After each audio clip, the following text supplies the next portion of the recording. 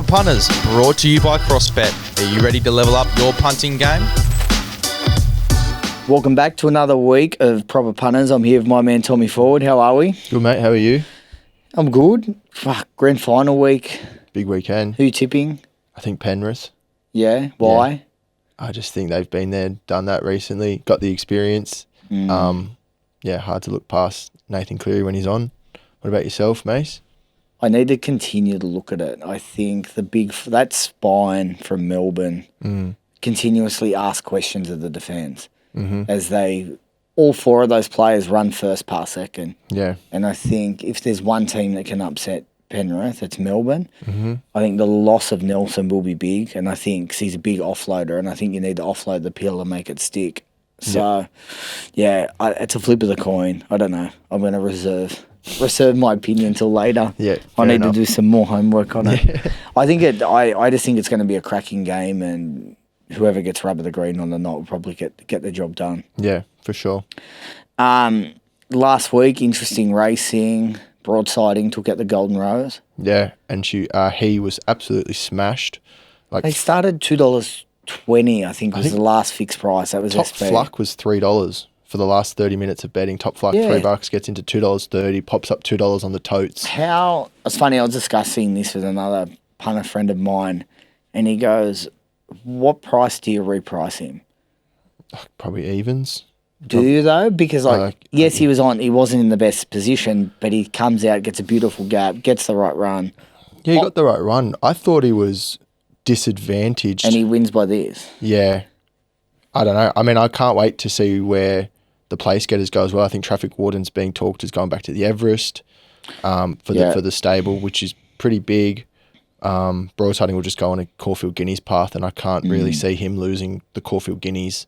No. Off that performance. Sydney runs have always typically stood up the Autumn Sun, Ole Kirk. I'm just trying to think of all the Golden Rose winners that have gone down. And I just think he's just a dead set racehorse. Yeah. He's just one of those horses where either he wins by that or 3 lengths. It's all the same. He's just a line finder. He sure is.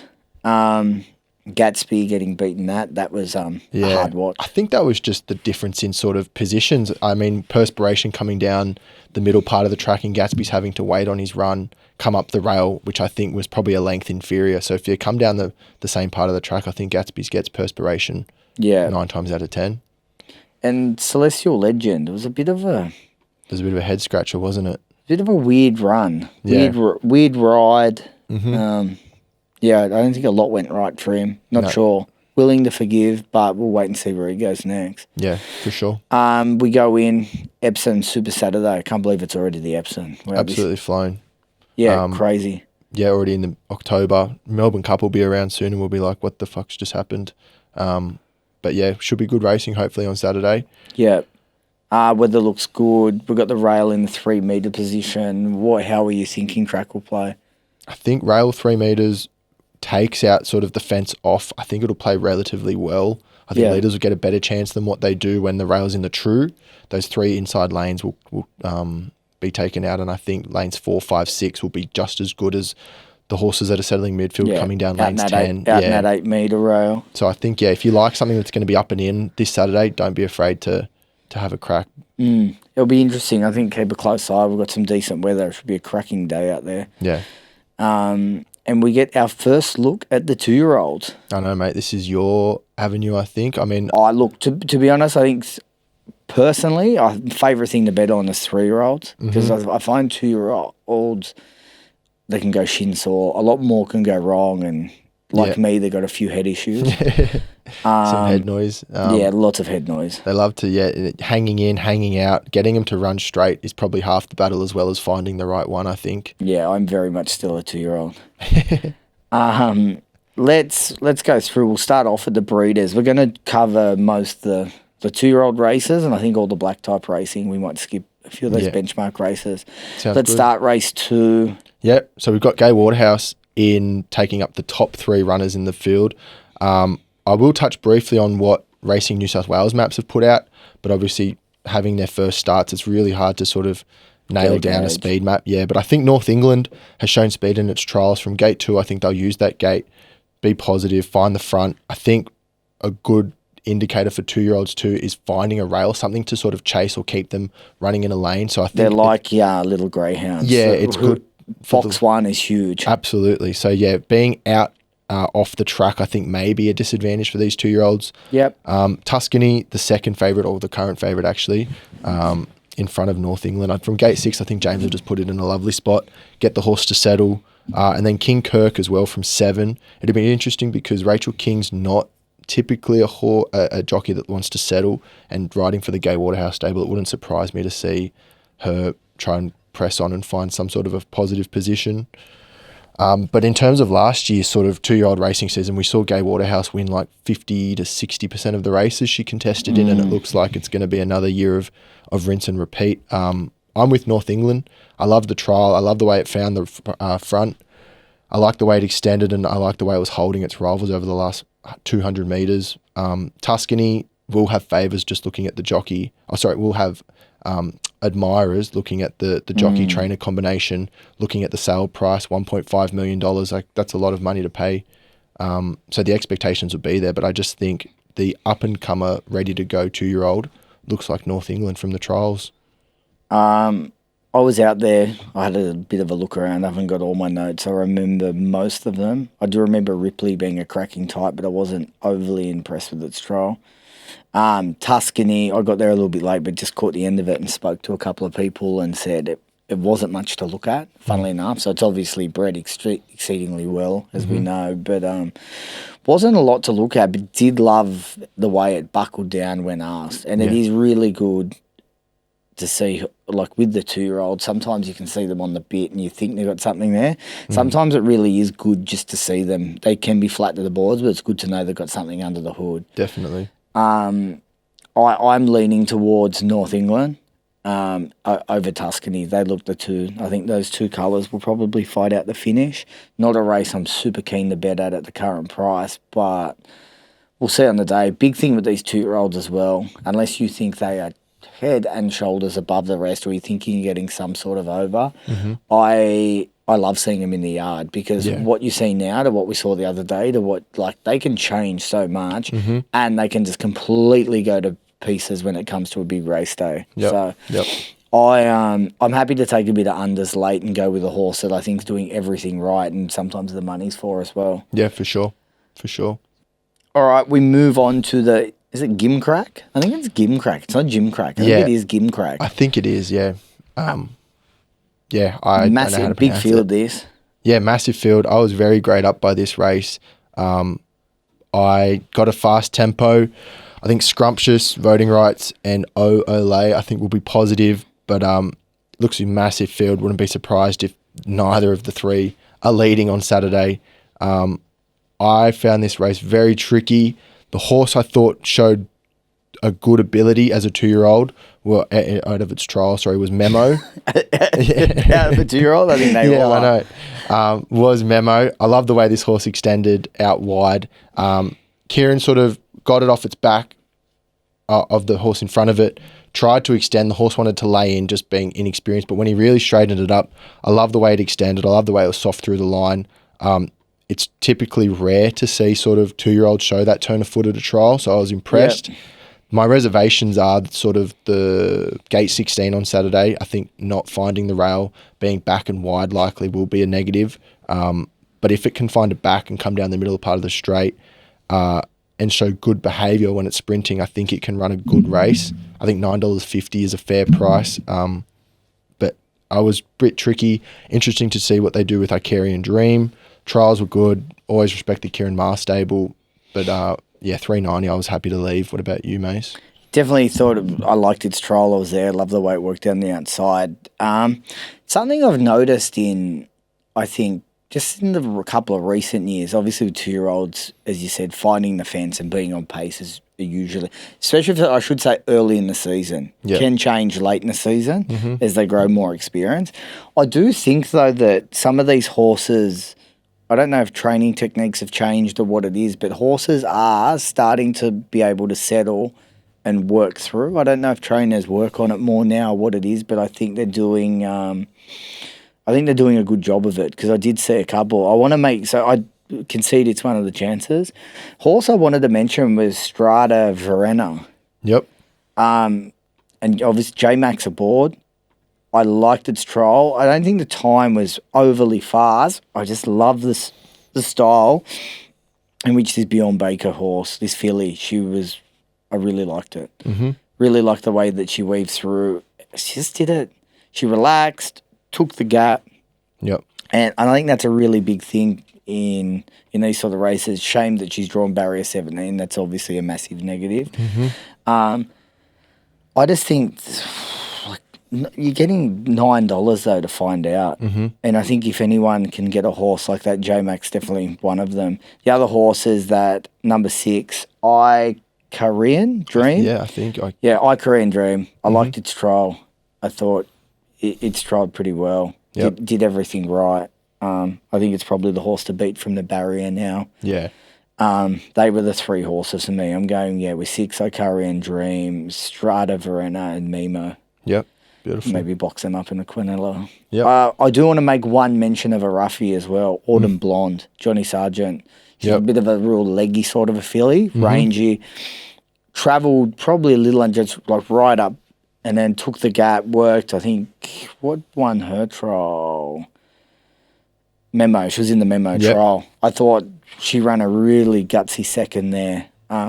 I think she could have some decent ability and could be a horse to follow. She's by the Autumn Sun. Beautiful. She'll be a horse to follow moving forward. If anyone's playing exotics at the $41, definitely throw her in. Mm-hmm. All right, well, let's move forward. We'll go race forward to the Dulcify. Yeah. Yeah, beautiful. Looking towards the map, I've got a solid early tempo. I've got Johnny the Kid going forward, taking up the lead for the Gay Waterhouse stable. And then I've got Interjection just sitting outside it. They'll slide across from 7 and 8, and I think they'll control. I've got Just Party pushing forward using gate 3. I think it'll find a nice position. And then the other market chance, Swiftfalcon, won well first up, but from gate 9, I think it'll want to use its turn of foot. So I think they'll just ride it midfield to get a sit and hopefully sprint down the middle. I'll start with you though, Mace. I didn't have too strong of an opinion, but I was just going to see if you could sell me a bet. Sell you a bet? Yeah, I think this could be one of the better bets of the day, and that's Swiftfalcon. Yep. I've had a good opinion of this horse for a while. Love the way he trialled before his run, before going down to Melbourne. His trial at Rose Hill was exceptional. Mm-hmm. Big son of Exceedance, beautiful long stride. I think he's a big track horse. I loved his win when he won at Rose Hill beating Graceful Artist, and then I was a huge fan of the win down in Melbourne. I just think it's one of these Hawks horses that will just get better with a little bit of racing and time. Mm-hmm. I think the step up to the mile looks like it will suit him. Considering it's a small field, there's still decent pace. Yep. And I think the other thing is it will give him time he's not going to be too far off them. Yeah. Even if he's sitting last, he's not going to be that. He's going to be 5 pairs back. Yeah. I think he's just a horse that needs space. J4 bring him back. Hopefully something can just take him into the race. Mm-hmm. And I don't think there's a horse in this race that will be finishing over the top of him. So yeah. No, that's fair. I like, too, when I see in the form, resuming at a distance that it finished its campaign at, like first preparation, 11, 12, 1400. Yeah. And then there's stable intent when it then resumes at 1400. Correct. I like it now stepping up to the 1600 second up after it hit the line so well. I think that shows that the stable has a strong opinion that will handle the distance. And typical of the Hawks too, I like how patient they are with their horses. Like you see 5 and 6 year olds that have only had 15 starts because they just target their races and spread out their races so well for their horses. I can see what you say. I've got Swiftfalcon on top. I think Just Party is a genuine danger from the map. I think gate 3, Josh Parr third up. I think they'll put it in a good position. And if Swiftfalcon has any sort of flatness or doesn't handle the travel up to Sydney, whatever the excuse may want to be, I think Just Party's the one that will get the map and get the opportunity to win. She was definitely doing her best work late last start, wasn't she? Just working through the field. Yeah, for sure. No, I'm happy with that. I believe we will skip race 5. Yep. And let's go straight into the first Group 1 of the day, the Darley Flight Stakes. First Group 1, and I think it could be the one that J-Mac gets his 100th Group 1 in, I think, looking to the market. I've got Autumn Glow Interesting, there's no speed on this race at all. I went to looking for a leader. I think they might just say, let's just lead on Autumn Glow. I'm the best horse. I mean, J-Max that second last start after correctly predicting that there was no tempo in the race. He was just happy to sit up outside the lead. I think from gate 3, he'll do the same thing again. I mean, unless someone wants to take him on, then so be it, and he can sit second again. I think he'll have all the options in the world from 3. I think the main danger, Snow in May, will just have to go back from 7. Yeah. Interesting how tactical it is, because I think Karen doesn't want to give J-Mac too much of a start. No. So from 7, he could press the button and say, I've got to try and get up close, chance his arm at sitting 3 wide or push to outside the lead. I'm not too sure, which I think is a pattern that doesn't suit this horse when it has a turn of foot. I think sometimes, despite position in running, you just need horses with a turn of foot to just be ridden cold, and you're not going to win all your races, but it's just how the horse needs to be ridden. But yeah, enough betting around the bush. I think Autumn Glow $1.50 is fair, wins 66% of the time, I think, if not a little bit more. So you could argue there's some value at the $1.50, but I'm just going to stay out and say that J-Mac gets his 100th Group 1. Is there any horse, like, say, if she doesn't win, who wins? Snow in May, I think. Or Lady Shenandoah brings the different form line. Yeah. Doesn't come through that. That's always a positive.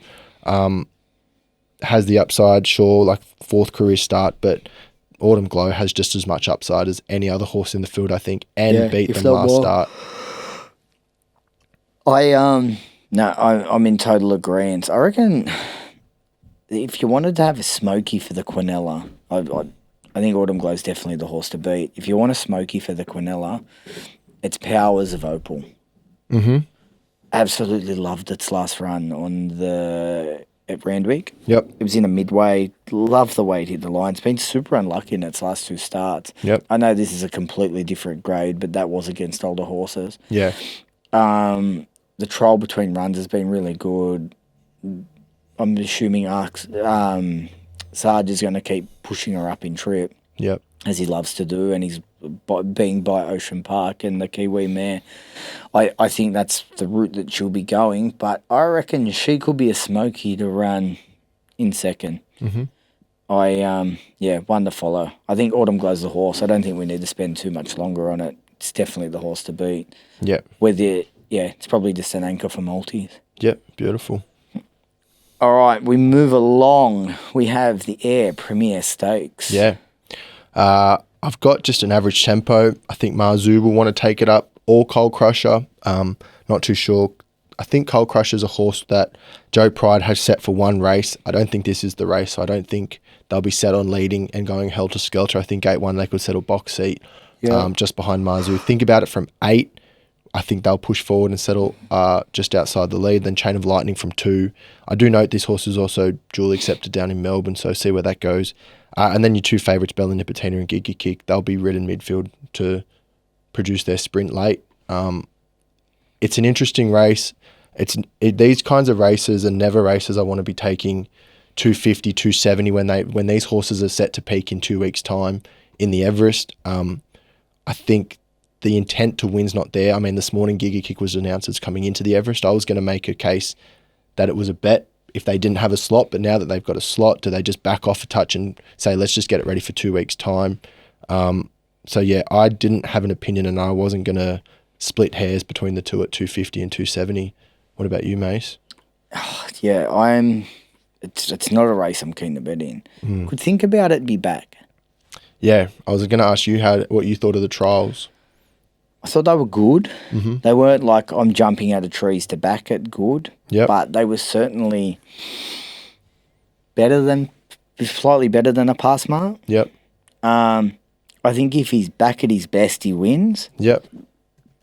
Definitely think if he's back, him and Giga Kick. Yeah. Bella Nipotina. God, it's for me, it's just a no-bet race. It's just a sit, watch, and wait for the next. Yeah.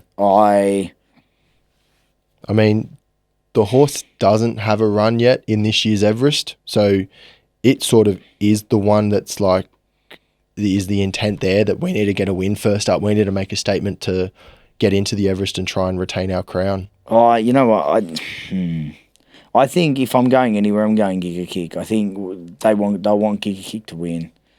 just to show that it's back, I think. Yeah, just to show it's back. The trial was really good between runs. Trial was exceptionally well between runs. Yeah, J-Mac balked. Yeah, I think of the two favourites, I'd be leaning to Giga Kick over Bella, but I just won't be backing at 250 for me. Yeah, me. I'm with you. I'm sitting with Giga Kick here, and I'm happy not to. Yeah. I've got Giga Kick. I'm going to go Giga Kick, think about it, Bella Nipotina. There you go. Okay, beautiful.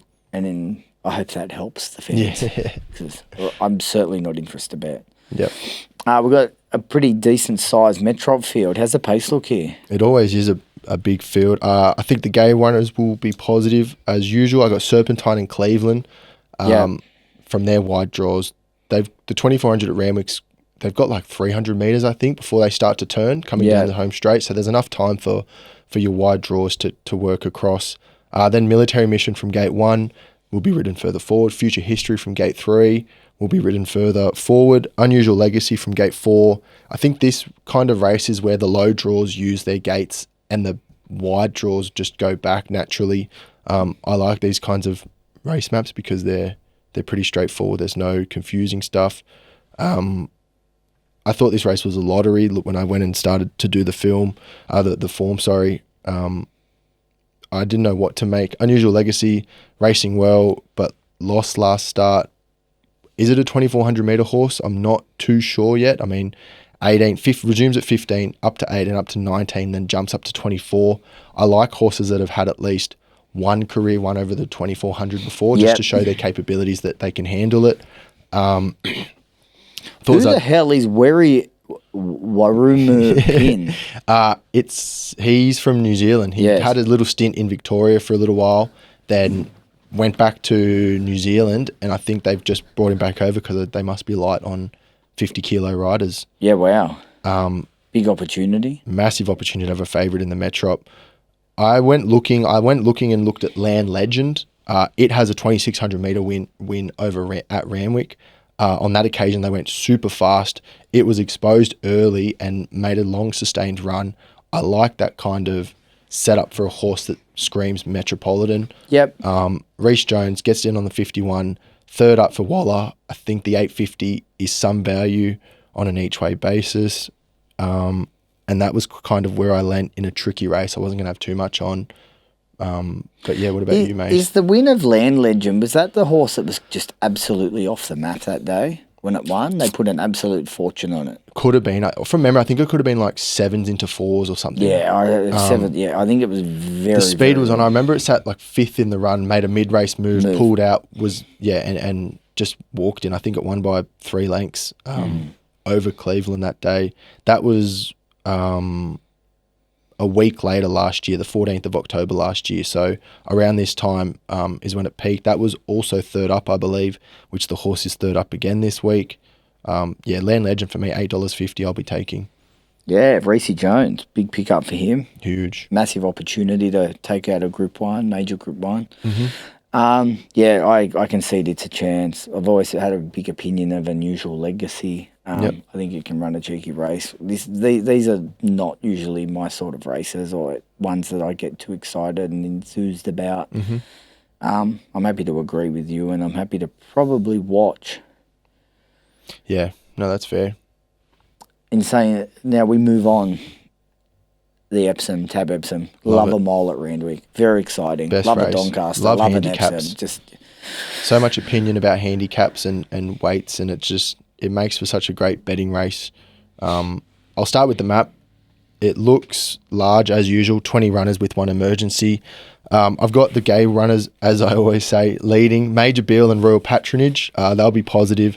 Royal Patronage from 17 and Tim Clark. It missed the last start, but it was a field of 9. It chose to settle rearward. I think they'll be just going straight to the front here, even if it misses the start. I think from 17, you've got room or time to work to the front. Major Beale led last start. They'll just adopt similar tactics. I think Detonated Jack from 16 will be positive. And then looking to the other market chances, I think Kovalika from Gate 1. Yep. Plenty of options there for J-Mac. I don't think it'll be too close, but I think 3rd or 4th on the fence, looking for a run. If there's any jockey that can kind of find that run, I think it's either Jason Collett or J-Mac. Tom Kidden, Gate 19. they'll be going back. And then Chill Wolf, gate 14, I think they'll just find a midfields position. As is often with these Epsom handicaps, the 3 wide line will be in play. Yeah. So, yeah, I don't think... 3 wide with covers usually the best position you want to be in this race. For sure. Better than 3 back the fence. Definitely. Yeah, so I've got a solid tempo. I don't think they'll crawl here. Looking to the market, it's open as it suggests. I thought there was a clear value in my market when I looked up. I had Royal Patronage around the $5 mark. Yeah, 7. I'm going to, overlook the weight. It is carrying 56, giving a lot of these weights, but I just love coming back from weight for age racing behind Fangirl to this race. Third up, Gay Waterhouse is absolutely set. I like the way it won fresh when it beat Amelia's Jewel. And if you look at that race behind Fangirl, like it was kind of going toe-to-toe with a sprint for Fangirl until sort of the last 100 metres when Fangirl had a rocket. But I love that. It carried 59 kilos against Fangirl, comes back to an Epsom handicap, carries 56, goes forward. Super tough. I think if the others aren't running on, I think Chill Wolf looks the danger, but they'll have to be catching Royal Patronage first out in front. What about you, Mace? What do you think? I've got, a lot of respect for Royal Patronage. Agree with all of the comments that you said. It's like, I don't think it's a very quality Epson. Mm-hmm. I definitely think we've seen better. And that's, and as you said, I think if Fangirl was in the race, he should be carrying a lot more weight. I don't think 56 is too much weight in a race like this. Definitely not. It's not a big impose. No, especially if you can get across from barrier 17. Mm-hmm. Not spend too much gas. Yeah, probably looks top pick here. Mm-hmm. I thought Kovalika Troll, the run was all right. The Troll between runs was quite good, just quiet. It was a bit weird. The Runner Democracy Manifest, like going into that last race, was quite keen. Mm-hmm. It's a bit disappointing to the eye. Waller's really good at getting these horses to bounce back. For sure. Tom Kitten's another one. To win first up was breathtaking. Dynamic, yeah. A little bit flat second up. One thing we know about this Godolphin stable is James Cummings knows how to get him to peak on the right day. Yeah. One thing I've got a lot of respect for James Cummings is I think he focuses on what he's good at, and he has some smart people like Dominic Byrne and that around him, which help him with placement. And I think he takes good advice from good people. So I'm going to trust the process there, and I think it's got to be a major chance. Yep. And just one of the bit of odds, Mikhail. Mm-hmm. Fuck, it was a good win the other day. I got held up inside. Yeah, it's probably on the right part of the track, and I don't know if it flattered the win more or just. I just thought it was impressive. Mm-hmm. Down on the weights, it showed an incredible turn of foot. If it gets a similar weight here, a similar run with no weight on its back, at around the $40 mark, great value. Yep. They're the horses that I'm kind of interested in. Don't really want to circle one out. Probably agree with you in Royal Patronage is going to be very hard to beat. Yep. It's out of all these horses, it's probably the horse with the most upside that we've seen. Yeah, for sure. Tom Kitten, now that's gelded, I still think can go to another level. But yeah, they're the two. Sweet, love it. Let's we're going to finish off with the benchmark 94 because I think it's got a couple of horses like Ostraka, Moriava, and Briasa. They've been 3 horses that have been pretty good to us. Yeah, they have. I'll start with the map. Right now, Briasa's an emergency. Correct. Hopefully it makes the field just for the excitement of racing. But I'm hoping it doesn't. Yeah. Hopefully it finds its own race where it's a moral. But fast tempo. Elson's Boy and Bubba's Bay, I think, will be positive. They'll set a very strong tempo as they usually do in their races. And then Ostraka, there's now the option to be ridden further forward, I think. Yep. On gate 2, went back at Rose Hill, showed a dynamic turn of foot to win. I think its last 200 were around 10.9. Absolutely savaged the line. They have an option to be ridden further forward now, I think. Moravia found the 1-1 last start with J-Mac. Gate 3, again, there's options definitely for it to be up there again. And then Briasa, if it finds the field, gate 15, I think they'll just take their medicine, go further back. But if they make the field, it won't be in gate 15 because it'll come in 5 gates to make the field. I think this is the best bet of the day. I think Ostraka resumed with an outstanding performance. I remember saying I was quite cold on it. I thought it wouldn't be ready. I thought the map was a concern, but it completely made me look like a fool. Super dynamic, super strong through the line, lightly raced. I like Jason Collett, drawn gate 2. Options from the draw. The speed on, I think, will be suitable. I think it will expose the weaker horses, and I think the strongest horse will stand up under the race shape, and I think that's Ostraka. I was wanting Moravia to now be stepping up to the 1400. Big, leggy thing. Took time, I thought, for James to get it to its top gear, and I think Ostraka may just have that acceleration over Moravia, and then concede Briasa if it makes the field. It's a line chaser itself. I think it also wants a bit further though, 1400 to a mile. But yeah, Ostraka. What about you, Mace? Yeah, I'm in agreement with you. I think Ostraka could be one of the best bets of the day. I remember last start, it was in a race with, I think, Blanc de Blanc, and there was another chance. I kind of had 3 hopes and were worried about where it was going to map, because the thought was that the bias would be quite on pace and it would go back. That day changed, and it was definitely not as on pace as what everyone thought it would be. Yep. And it should have been a bet. I remember saying that day that I said, this horse is flying. It has come back better. The trial's absolutely phenomenal. Mm-hmm. And the run, like its win, just the way it put him away. Yeah. Those closing splits are only done of like really good horses. Yep. He's on the up. I just think for barrier 2, it's going to get a far more economical run. Mm-hmm. He's got an incredible turn of foot.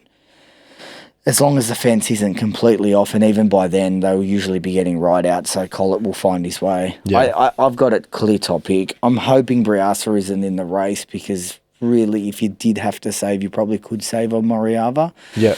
I mean, I do think Moriava's probably will want to touch further. Mm-hmm. But it was sometimes just getting that confidence, and the big fielder, when they run on, it can kind of race like a little bit further. On. Yeah. Yeah, it just switches on. J-Max Stark, it was a gutsy win. It did, but like you said, I don't know if it takes him a while or he's just a bit of a thinker or what it is. He certainly still thinks, because there was still a few strides where James really had to get in, and he rode him absolutely perfect. Yep. I've got Ostraka on top, Moriava second. I'm pretending like Briasa isn't in the race. If it does get in the race, we'll probably have to revisit a little bit, but I'm just sticking with Ostraka. I think it's one of the better bets of the day. Yep, love it. Let's go through to your best bets, my man. Yeah, we'll start in Randwick for the best bets. Race 2, North England. Tipping a 2-year-old's a bit risky, but I think it is a top 2-year-old. I think it'll find the front, show a good kick at the top of the straight, and hold them off. We'll then go to the Epsom Handicap, race 9. I think Royal Patronage is a great each-way bet. I love the way this horse hit the line when it was unsuited. We're in a race with Fangirl. I think it'll now be going forward third up. I think it'll find the front and give a strong kick and be hard to run down. I think top 3 is a fantastic bet. And then Randwick race 10, I'll go with Mace on Ostraka. I think this horse has resumed in terrific fashion. Love the way it hit the line. And I think from gate 2, up an extra 100 metres, looks a terrific bet. And then the 4th and final bet is Flemington race 4, number 4, Declichy Boulevard. Now, this horse is dual accepted as well in the Flight Stakes, but I think it's a much easier race down in Melbourne, and I think if they head that way, Joe Moreira will be getting a win aboard this horse. Mace, how about yourself? Yeah, guys, I'm staying at Randwick. Race 4, number 3, Swiftfalcon. Lightly raced Son of Exceedance. I love the trial before the first up win down in Flemington. Worked home from near the tail of the field. I think he's got a really big long stride. I think he's the sort of horse that loves those Flemington, Randwick sort of tracks. Small field should suit him. Up to the mile, I think he'll take a lot of beating. And just the 2 best bets for me, I go to Randwick race 10, number 4, Ostraka. Love the way it trialled before its win. Closing splits were close to the best on the day, and I think from a soft draw can sit a lot closer and get a more economical run. I think he's probably the best bet of the day, and for anyone who needs to get out in the last, Ostraka's your boy. Mate, I think it's going to be exciting days racing. It's going to be interesting to see if there is bias. Yep. I think, definitely keep a close eye. Join the Discord for the late mail. I love these big days at Randwick, big fields. Yeah. Hopefully they are running on and we can find some really good bets. Beautiful. Love it, mate. All right, we'll see you next week. See ya. What are you prepared to lose today? Set a deposit limit. For free and confidential support, call the number on the screen or visit the website.